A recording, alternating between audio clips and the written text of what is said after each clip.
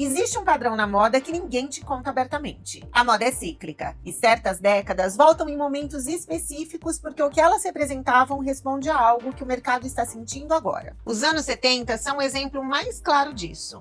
Hoje eu vou te mostrar 10 referências dessa década e o que faz cada uma delas estar de volta exatamente agora. Se você ainda não se inscreveu no canal, faça isso agora. Toda terça-feira às 18 horas tem conteúdo novo sobre moda, mercado de luxo e tendências direto de Paris, Milão e Florença. Se inscreveu? Então vamos lá!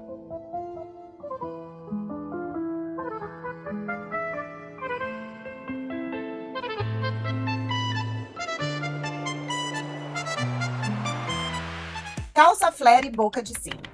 Nos anos 70, a calça boca de sino era uma declaração política tanto quanto estética. A abertura exagerada na barra, o corte justo no quadril e na coxa, a cintura marcada, tudo isso contrastava diretamente com a silhueta reta e funcional dos anos 60. Usar boca de sino era rejeitar o comportamento do período anterior.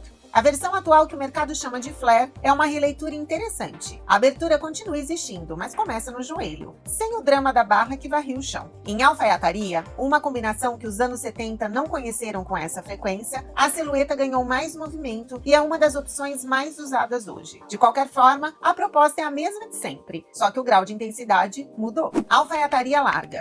O terno masculinizado nos anos 70 foi uma das maiores viradas estéticas femininas do século. Yves Saint Laurent lançou o Le Smoking em 1966, mas foram os anos 70 que popularizaram a alfaiataria larga como linguagem do dia a dia. Blazer de ombro caído, calça de perna larga, conjunto em linho bege ou marrom. Nas coleções de 2025 e 2026, Stella McCartney, The Row e Max Mara trabalharam com essa mesma proporção. O que mudou foi a precisão do corte e o adicional de cores, mas a premissa é a mesma dos anos 70. Uma mulher que ocupa espaço sem precisar anunciar isso.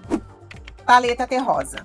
Falando em cores, a cartela terrosa dos anos 70 nasceu de uma mudança de valores. Depois do neon psicodélico dos anos 60, o mercado virou para a natureza, ocre, caramelo, mostarda, verde musgo, marrom chocolate. Tudo isso é além da estética e se conectava com o movimento ambientalista que começava a ganhar força. Hoje, a paleta terrosa voltou dentro de um contexto parecido. Os tons que percorrem o street style de Paris, Milão e vários outros lugares de referência da moda refletem um comportamento de consumo que valoriza durabilidade, pertencimento a algo orgânico, distância do descartável e proximidade daquilo que acalma e nos conecta com quem somos. Lembre-se, a moda responde aos nossos comportamentos e todas essas peças possuem uma história em relação a isso. Se o comportamento satura, o mercado vai atrás do contraste.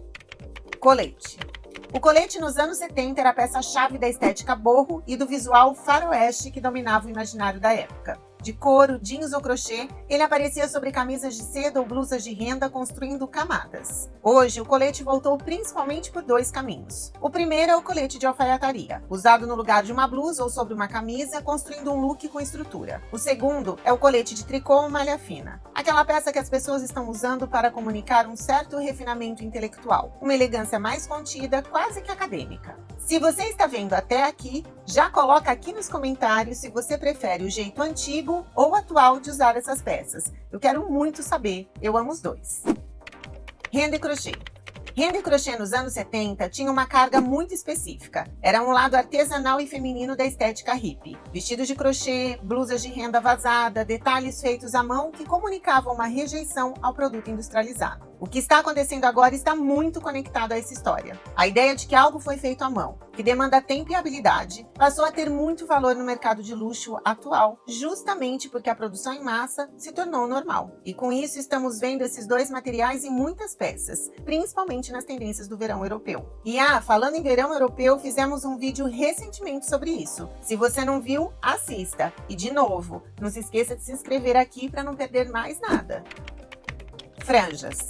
A franja nos anos 70 era sobre movimento, vestidos, franjas. A franja nos anos 70 era sobre movimento. Vestidos, coletes, bolsas, botas, fazia parte da lógica boho por completo. Leveza, fluidez e artesanal. Agora, nas passarelas recentes, ela extrapolou esse território. Aparece também na alfaiataria, no couro e em peças super sofisticadas. A franja continua criando o mesmo efeito de dinamismo e leveza, mas hoje conversa com estéticas que os anos 70 não associariam a ela. Antes de continuar, preciso falar sobre o movimento por trás dessas peças. épocas. Não é por acaso que elas estão voltando juntas agora, quando o mercado de moda sente que se perdeu um pouco depois de muitas microtendências, de ciclos cada vez mais curtos, de uma quantidade de novidade que ninguém consegue acompanhar, ele recua para décadas que representam clareza, estética e autenticidade. Os anos 70 fazem esse papel agora pelo mesmo motivo que já fizeram em outros momentos antes. Como aconteceu no fim dos anos 90, quando o mercado reagia ao maximalismo excessivo da década anterior, e em 2019, quando o Quiet Luxury começava a sinalizar cansaço da logomania. Existe uma profissão inteira dedicada a identificar esse tipo de movimento antes mesmo dele chegar às passarelas. Chama-se Cool Hunting. O Cool Hunter é quem observa comportamento, cultura, rua e consumo para antecipar para onde a moda está indo antes que vire tendência e antes que qualquer marca haja em cima disso.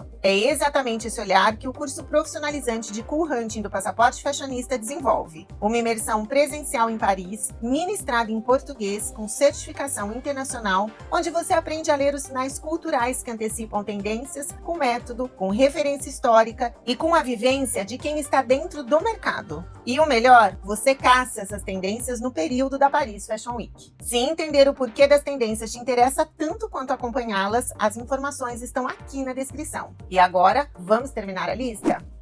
Tamancos. O tamanco nos anos 70 veio da Europa, especialmente da tradição holandesa e escandinava, e foi adotado pela estética boho como calçado da mulher que valoriza conforto sem abrir mão de uma certa presença. A sola de madeira adicionava altura de forma robusta e foi exatamente isso que o tornou interessante. Ele era o oposto do salto fino e delicado. Nas passarelas e nas ruas de Paris, nas semanas de moda mais recentes, o tamanco voltou com os mesmos princípios: presença, altura, peso, mas com acabamentos que o aproximam do luxo contemporâneo. Couro refinado, no-book e uma construção mais apurada.